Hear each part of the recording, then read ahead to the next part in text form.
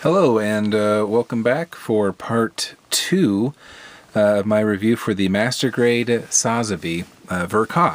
And if you remember in part 1, it was essentially just an unboxing, so this will actually be the first part in the review for the kit. And after finally building the kit, I have to say that easily this is one of my favorite kits that I've ever put together. The amount, first of all, I mean, just that actually comes with this guy is absolutely insane. There is so much stuff involved in building this kit. And as you can see, it's a very big kit. It's not small.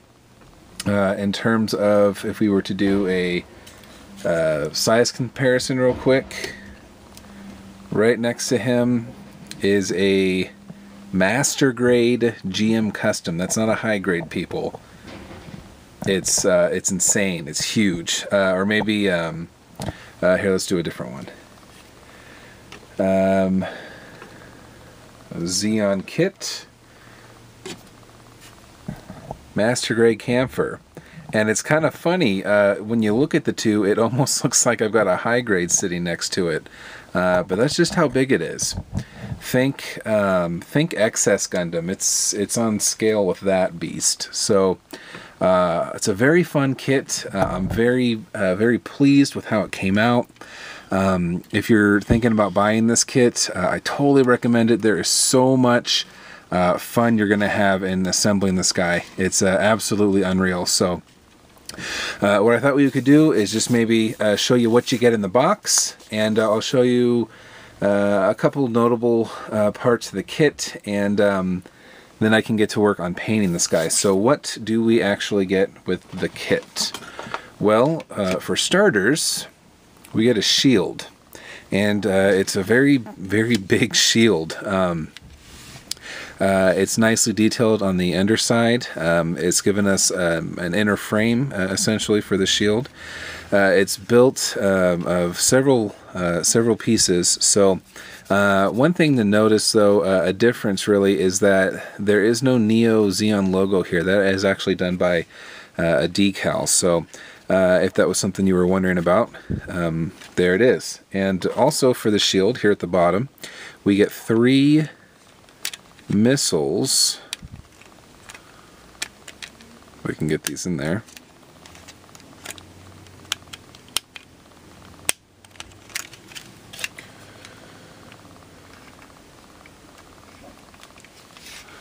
Three missiles, and just molded in black, made up of 3 pieces. They're not 3 individual missiles. The center one has the hard points for the other 2. So, and then we also get the connector here on the top. It has a little bit of articulation, and I'll show you why later on. And then also this can flip up, and there's a storage right here for something I'll show you a little bit later. Also, we get the beam machine gun, which for some reason wants to think it's a shotgun, but it is a machine gun. It has a little bit of articulation here at the handle, also with that right there. This comes out, it's just hollow on the inside, so certainly if you were creative enough to maybe put some kind of, I don't know, maybe cut up some copper pipes and make it look like ammunition, you could add some extra detail to it that way. And as far as I can tell, there's no difference between this and the original one that came with the kit many years ago, the original Master Grade Sazabi, or Sazabi. We also get a beam tomahawk, which is, I think, really nicely detailed. It looks really nice. I like the addition of the black parts on here. This does have a few points of articulation. It can be separated, and you can do all basically all the fun things you can do with Master Grade the Sinanju's weapon. It's very similar to that. It's got a a few other uses, and we'll get to that. We also get a long rifle. And the long rifle has a couple points of articulation. This piece up here at the front can hinge up and down. Our handle on this one doesn't move, but the backstock here can collapse and extend out should you desire. Also, this down here moves, flips open, and that's for an added bonus. What that bonus is if you've got one of these. This, obviously, is from the Sinanju. It's the Sinanju's bazooka. You can get this with the Master Grade Sinanju Stein or Master Grade Sinanju OVA. The Verka version doesn't come with it, and that's what I actually have. So this actually is a... don't hate me, it's a bootleg copy. I know, I'm horrible. I bought it on eBay for... I got 2 of them for like 20 bucks. But I just couldn't see myself buying another kit just to get this bazooka. So, yeah, it's alright. It needs a little love, but to mount these two together, you actually have to separate this piece off, and then you're done with that. And then this just finds its home in there. It connects right there. And then this just comes back and clamps in place. And then this has a connection right there. And it meets right in there. And doing that, you have now turned your long rifle into, I would say, quite the menacing looking gun. Not anime accurate, obviously. This didn't exist in Char's Counterattack. But if you want to pose it with there, you've got the adaptability of it, certainly. Personally, I think they did this because a new anime they are working on, well, it's not new, it's been out for a while now, is Gundam Build Fighters. And in Build Fighters, everyone is encouraged to customize their kits and make them unique. And I kind of get the feeling that someone might have been thinking that when they designed the long rifle. But it's still cool. There was a neat scene that they've showed in the box, I think it was the box art, or it might have been inside the instruction manual. In the movie, the Sazabi was getting ready to launch, and he was holding it just by the handle up here. And the handle actually fit in there. You can create that if you want to. So it's kind of a neat touch. Moving on, we get 2 just regular beam saber handles. The beam saber handles, in addition to both the long rifle and the shotgun, not shotgun, I'm sorry, the machine gun, I forgot to bring this out, both have this style of connection. And you guessed it, there is a reverse style of connection in the hand.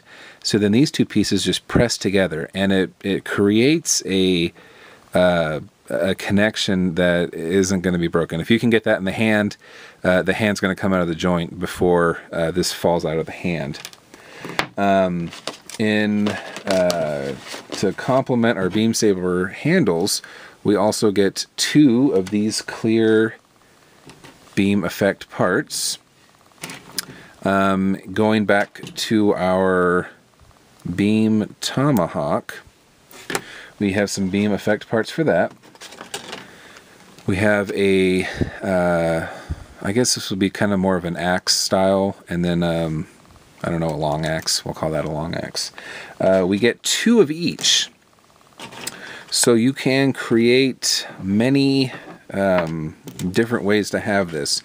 You could have them both short, maybe both long, maybe one of each, or maybe you just want them holding it like that with just one on there, which I think looks pretty cool, like this. Or we can do something else with these, which is also pretty cool. We can hinge these back out, And then these are basically just held together by this little piece, which can be easily lost, so keep an eye out for that. But if you wanted to, then you could remove that, and you're going to have 2 of these, and then he could have 1 in each hand if you wanted to. Something else that I have noticed with this, and it's not in the instruction manual, and I haven't really been following a lot of the other reviews on this guy because I've been spending most of my time working on it. So I don't know if anyone else has figured this out yet. You probably have, but I'll show you this. Now, when you put these on there, and he's holding this, obviously, you know, a pretty scary, formidable weapon. And I'm just looking at this, you know, I'm kind of looking at the detail and stuff, and then I notice that, let me take these out. Then I notice that when you look at it right here, the 2 halves, see those are just two halves, in the center, the 2 halves form what appears to be a groove. And I was thinking, what could fit in that groove? And then I took my beam saber blade, and it stuck in there perfectly. It fits exactly like it was meant to go in there. And I don't know why that is. But when I do it like that, that also looks pretty cool. It looks like kind of a sinister looking beam saber. And then I thought, you know, if I put these back on it, that ugly gap in the center goes away, and it looks like it has a much nicer effect. So I don't know if that was intentional. I don't know if this is going to be reused later and there's going to be a different something that pegs in there. I don't know, but I think that looks really cool. I really like how that fills it up. Now, I was also thinking, if you were to use these on each side, that it's basically a less intense version if you're having both of these on there. So not so much, you know, fills it out, it makes it a little bit lighter. But I thought that also looked kind of cool. Or if I say maybe you want to use 1 of each, throw it on there like that. Again, I mean, I think that looks a lot nicer. I really like that.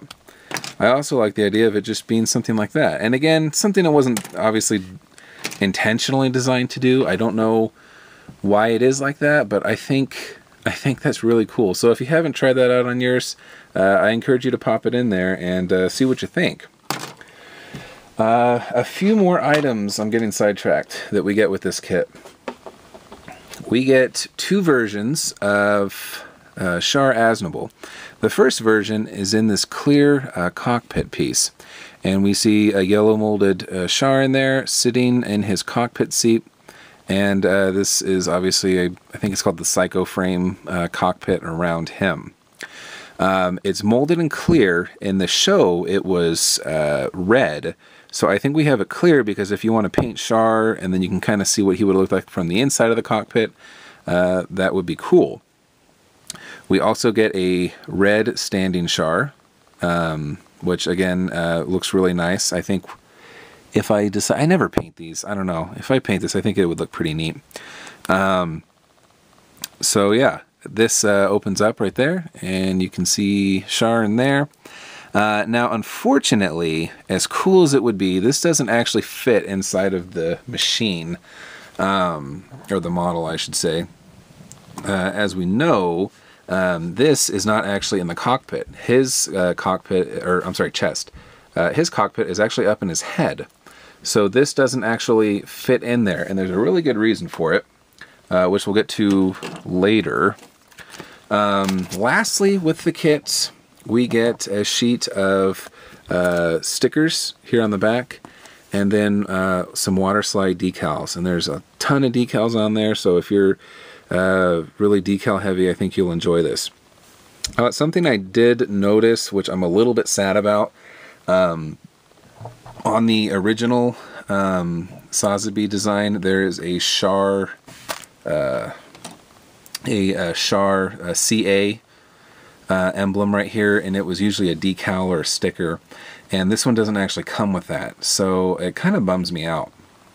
And I think I might try to see if I can find an aftermarket something and put it on there, because that was something I always really liked about that.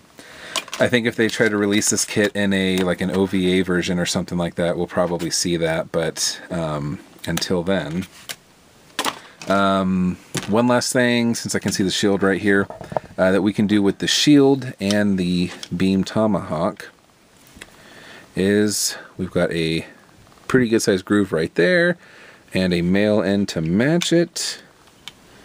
Then that can press in there and the clip can come back down on it and have that like so. Looks pretty nice in there. And then right here is our connection for the kit. So if we kind of spin this over here and lift that up just a little bit, right in there is where it connects.